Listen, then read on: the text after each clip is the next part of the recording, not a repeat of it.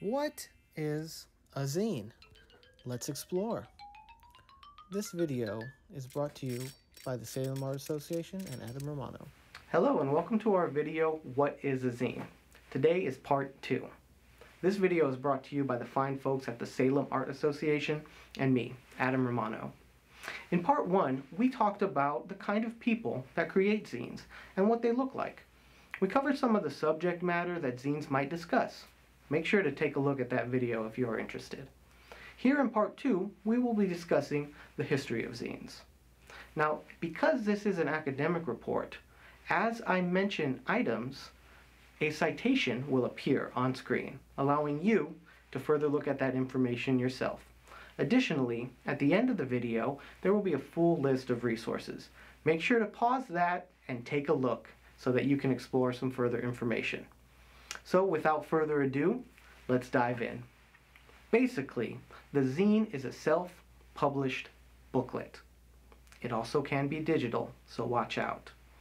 The term zine first came into prominence in the 1970s, although there are similar terms that go back much farther. Terms like fanzine, fan mag, little magazine, and political pamphlet. These are all different subcategories of the zine world. To be truthful, they each represent distinct aspects of self-publishing. The zine, however, borrows aspects from all of them. Fanzines were first published in the 1930s so that readers could discuss science fiction and fantasy literature. This distinct form of self-publication was quite predominant in American culture. The subgenre of fanzine about science fiction and fantasy literature was published up until the 1970s, and it still continues today in some aspects. The term fan mag was first associated with this style. However, in the 1940s, the term fanzine was adopted. The term little magazine describes self-published forms of literature that celebrate writers from native countries all throughout the world. This format celebrates literature in a more formal way. So while it is not technically the same as the zine, the two do share many similarities. Make sure to do some more research on this topic, as the little magazines celebrate writers at the grassroots level that are combating the larger publishing houses, and they have been present all throughout the world. The zine is connected to all these forms of self-publishing. Starting in the 1970s, the term became very prominent in subcultures of society. Subcultures began to publish their own zines.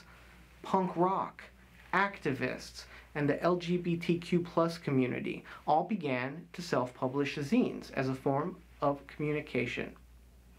It's very interesting because now we will see comics, sports enthusiasts, mothers, writers, science fiction nerds. We will see anybody creating zines. They create them physically and they create them digitally. Let's talk about the aesthetic of the zine. That can be traced back to the Dada art movement of the early 1900s. It also borrows from the Situationist international art movement of the 1950s and 60s.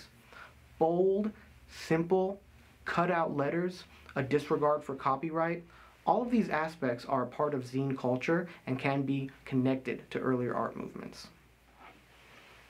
It is important to note that format does not really matter. The rules are meant to be broken. Zines can be made by whoever, whenever, at any time. Right now, they're being made on copy machines, and they're being posted online. Thank you very much for checking out our video. For more information, make sure to see the reference list at the end of this video, and also read the report that I wrote, published by the Salem Art Association. So remember, get out there, be creative, and make a zine. Thank you very much.